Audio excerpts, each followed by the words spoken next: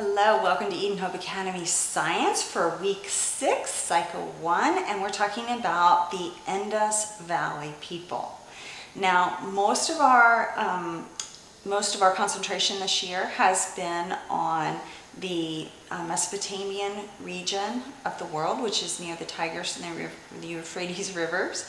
But we're going to move, and then we also explored Egypt quite a bit, but we're going to move a little bit eastward into the subcontinent of Asia, which is India. And India sticks out as a peninsula from Asia. And that part that's right above the triangle part of India is the Indus Valley region.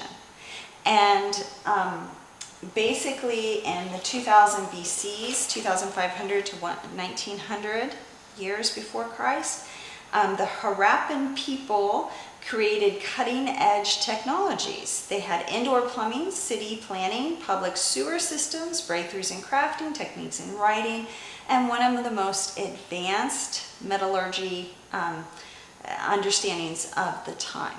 So they were extremely bright people, and they offered a lot to the world in their planning and their thinking and their ability to do things. So with your class, I want you to discuss what it meant to have a city that was planned, how that was different than maybe had been before, and how people had to do things differently when they had a planned community versus one that just scattered up. So what would that look like for governing it? You would have to have rules for governing so that people knew which rules to follow, and you would have to have a structure. You would have to have people fairly well educated because they would have to decide. They would have to understand the rules. You would have to have some people doing specific jobs and other people doing other specific jobs. Now, in our culture in the United States, we do things differently than they did back then in a lot of ways, but one of the ways is that we have the thought that we can be anything we want to be. And of course, that's not completely true. We can't just, I cannot climb the Himalayan mountains today because I'm not fit enough or something like that. But we have that basic notion in our country. And the reason that we have that basic notion is because we believe that each person is an individual, that they were designed by a creator God who designed each of us differently, and that each person has a specific purpose in their lives. But not every culture thinks that way. That's not the thought process of every culture. And so some cultures believe that your family line is what you're going to be from here on out, and that once it's set for good. And so you could see that in like monarchies today. There's still several countries that have a king or a queen, and everyone just assumes that their children and their children after them and their children after them will continue that line of the monarchy. And most of them don't rule that much anymore, but people just assume that that's the way it's going to be. And so that's what they did with the caste system. The caste system is where you're born, you stay for the rest of your life. And so there were 4 main castes. There were I just need to get this right. There were the priests, the rulers, the peasants, and the serfs. So the priests, the kings, the peasants, and the serfs. And it's mostly like that right now, even today in India. So that has stayed for that many thousands of years. And that's pretty good for someone who's born into one of the higher castes, because they're just assured pretty much that things are going to, that they're going to have housing and food and clean water and things like that. But the other castes have it pretty bad. They're the unseeables in India even today, and that's one of the things that Mother Teresa tried to break through and to expose and to kind of shed light on. But you have the untouchables, and then you have the unseeables. So untouchables are people who you cannot touch for any reason. So if they're hurt on the street, you can't even, other people in other castes don't believe that you can touch them to help them. Unseeables are people who just go out at night where no one is likely to see them, and they'll take garbage as their food, or they'll take food, and they live that way. These people cannot get a job. They cannot do anything productive in society because of their caste. So discuss that with your students. Discuss how the caste systems can really hurt people.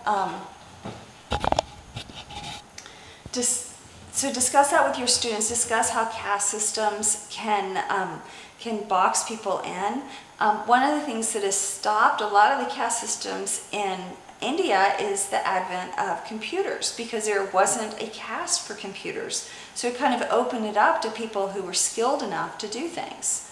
And by computers, I mean so many different skills and jobs and opportunities have opened to people, because it wasn't boxed in right away in a caste. So talk to your students also on the value of these, like the indoor plumbing. What does that mean? How did that help people?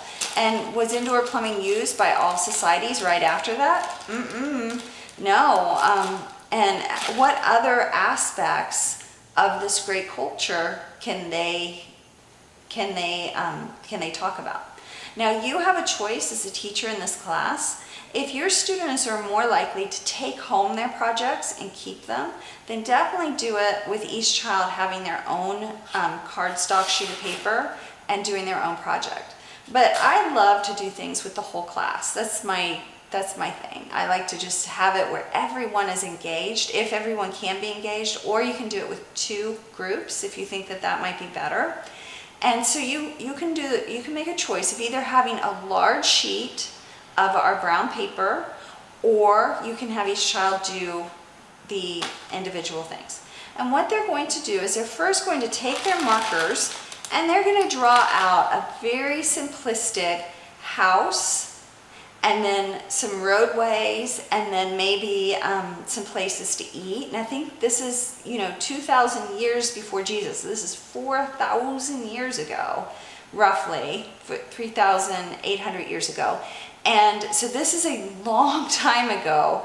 And this is not, you're not going to have them go down to the local Chick-fil-A.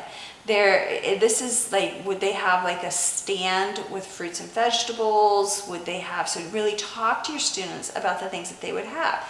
It says in our book that they were very good at metallurgy, so perhaps they had pots and pans and pendants and necklaces and things like that you can make with metals. So maybe a metal shop, maybe some fields where they plant things. So have them plan out an Indus Valley city. And like I said, it would be so much better if you did it on the big sheets of paper, but if that doesn't work out for your class, it's okay. If they're going to do it just on their little sheets of paper, then have them put, like where they would live up here, or wherever they want, where they would live, and then all of the places in the city that they could go to. But make sure that they leave the roads just a little bit wide. Because the next thing you're going to do is you're going to hand out, once they have wider roads, you're going to hand out some straws, And they're going to cut the straws to fit in their roadways. And then they're going to connect the straws together. And the way they do that is they clip one side of a straw, just one clip, and then it can go nicely over the other straw, another straw, to connect it together. And they're going to use these straws to make a sewage system, or a piping system, or just a water system.